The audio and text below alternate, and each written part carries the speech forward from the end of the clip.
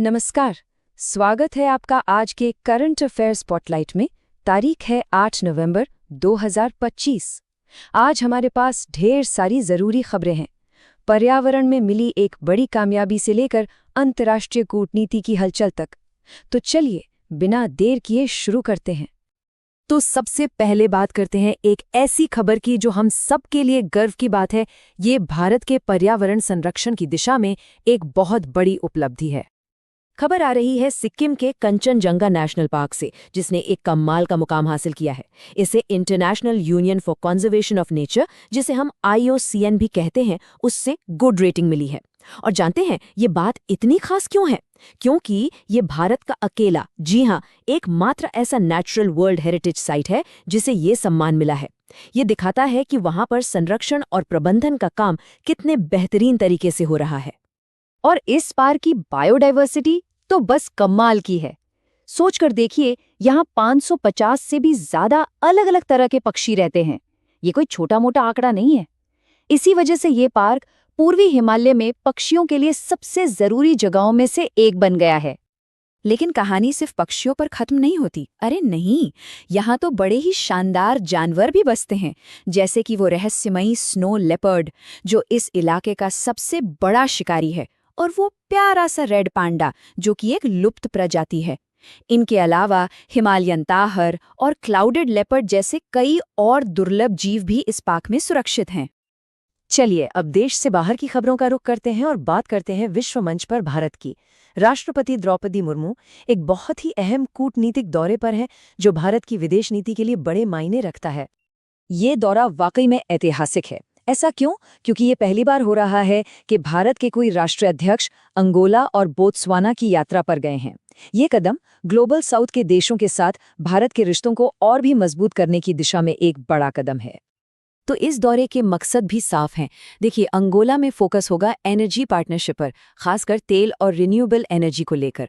वहीं बोत्सवाना के साथ व्यापार और डायमंड माइनिंग में सहयोग बढ़ाने पर जोर दिया जाएगा। और इन सब का एक बड़ा लक्ष्य है, भारत अफ्रीका के व्यापार को $100 अरब के विशाल आंकड़े तक ले जाना। अच्छा, अब वापस देश की कुछ जरूरी खबरों पर नजर डालते हैं। एक तरफ एक सांस्कृतिक जश्न है, तो दूसरी तरफ सुप्रीम कोर्ट का एक बहुत ही महत्वपूर्ण निर्देश। वंदे मातरम एकता और प्रेरणा का मंत्र है। ये शब्द हैं प्रधानमंत्री नरेंद्र मोदी के। उन्होंने हमारे राष्ट्रीय गीत वंदे मातरम की 150वीं वर्षगांठ के समारोह की शुरुआत की है और इस गीत को एकता का एक शक्तिशाली प्रतीक बताया है। अब बात पब्लिक हेल्थ और सेफ्टी से जुड़े एक बड़े फैसले की। सुप्रीम कोर्ट ने एक अहम निर्देश दिया है। कोर्ट ने कहा है कि स्कूल, हॉस्पिटल और रेलवे स्टेशन जैसी जो संवेदनशील पब्लिक जगह हैं, वहां से आवारा कुत्तों को हटाया जाए। लेकिन ये काम पूरी तरह से मानवीय तरीके से होना चाहिए। उन्हें शेल्टर्स में शिफ्ट किया जाना चाहिए। मकसद साफ है, लोगों की सुरक्षा और जानवरों के कल्याण दोनों के बीच एक संतुलन बनाना। चलिए अब फटाफट नजर डालते हैं इकोनॉमी और टेक्नोलॉजी की दुनिया की कुछ बड़ी और दिलचस्प खबरों पर। सबसे पहले बैंकिंग सेक्टर से एक जबरदस्त खबर। स्टेट बैंक ऑफ इंडिया यानी SBI अब $100 अरब के मार्केट कैप वाला बैंक बन गया है। इस बड़े मुकाम को हासिल करने वाली ये भारत की छठी कंपनी है।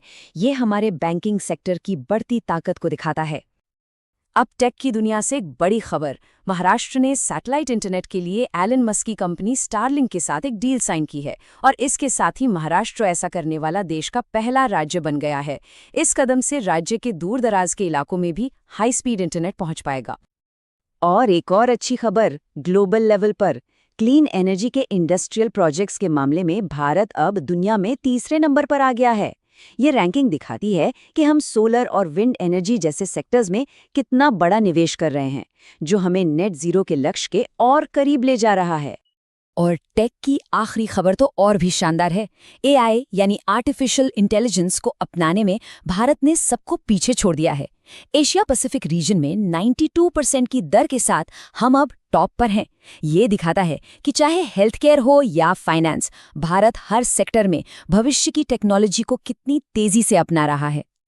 चलिए अब कुछ और जरूरी सुर्खियां देख लेते हैं, एकदम फटाफट अंदाज में, राजनीति से लेकर खेल तक। सबसे पहले बिहार से, जहां विधानसभा चुनाव के पहले फेज में 64.7% की जबरदस्त वोटिंग हुई है। और क्रिकेट फैंस के लिए तो बहुत अच्छी खबर है। टीम इंडिया ने चौथे T20I मैच में ऑस्ट्रेलिया को 48 रनों से हरा दिया है। उधर गोवा में चेस के सबसे बड़े टूर्नामेंट्स में से एक फाइड वर्ल्ड कप 2025 की आधिकारिक शुरुआत हो गई है। तो ये थी आज की कुछ बड़ी और अहम खबरें। उम्मीद है आपने ध्यान से सुना होगा। चलिए, अब वक्त है आपके ज्ञान को परखने का, एक छोटे से क्विज के साथ। तैयार हैं? तो पहला सवाल आज की सबसे बड़ी एनवायरनमेंट न्यूज़ से। बताइए, हाल ही में किस नेशनल पार्क को IUCN से गुड रेटिंग मिली है, जो भारत के किसी भी नेचुरल वर्ल्ड हेरिटेज साइट के लिए पहली बार है? ठीक है, अब दूसरा सवाल। राष्ट्रपति मुर्मू की यात्रा किन 2 अफ्रीकी देशों में किसी भारतीय राष्ट्राध्यक्ष की पहली यात्रा है? याद करने की कोशिश कीजिए। और आज का आखिरी सवाल इकोनॉमी से। हाल ही में कौन सा सरकारी बैंक $100 अरब का मार्केट कैप पार करने वाली छठी भारतीय कंपनी बन गया है? तो ये थीं आज की सबसे खास सुर्खियां। उम्मीद है इन अपडेट्स से आपको मदद मिलेगी। अगर आप अपनी परीक्षा की तैयारी के लिए ऐसे ही रोजाना अपडेट्स चाहते हैं तो हमें सब्सक्राइब करना न भूलें। सूचित रहें और आगे रहें। मिलते हैं अगले अपडेट के साथ। जय हिंद।